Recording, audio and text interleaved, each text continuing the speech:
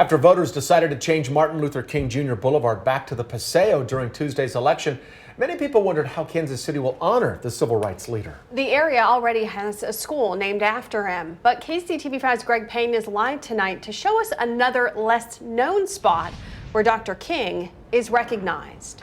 Greg. Brad and Ellen, it's a park named after the iconic figure right here in Kansas City. And if you didn't even know that it existed, well, you're not alone. It sits right in between two major roadways, Emmanuel Cleaver II Boulevard and Swope Parkway. Do you know the name of that park? No, nobody knows the name of that park. Well, I wouldn't say nobody, but not many. Ever since voters decided to change Dr. Martin Luther King Jr. Boulevard back to the Paseo, many have wondered how can the city honor Dr. King? Well, there's already an elementary school in this park. Well, that park is named after him. Are you serious? That's Martin Luther King Park.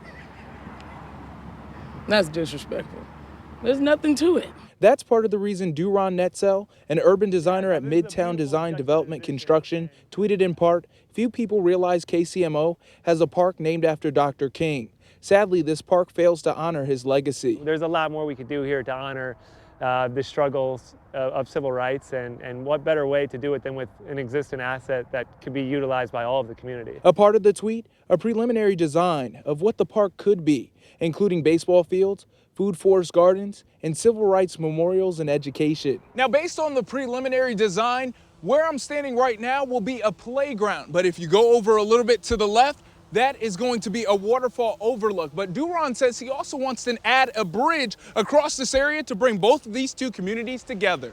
But the designs aren't set in stone, which is why the group wants the community's help. Nobody wants to just propose something and say this is the way it needs to be. But this is a community asset, and the community should have a say in what happens here. Which is sweet music to residents' ears. I would think it'd be fine. I don't know why they wouldn't. I think it's an excellent idea.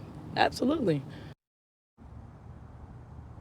The group says that this is really in the early planning stages, and at this time they don't even necessarily know how this would be funded, but they hope in the near future that they can hold meetings with the community so they can start brainstorming to get the ball rolling. Reporting live here in Martin Luther King Jr. Park, I'm Greg Payne for KCTV5 News. Yeah, I've driven by that park many times. I had no idea it was named that. Thank you, Greg.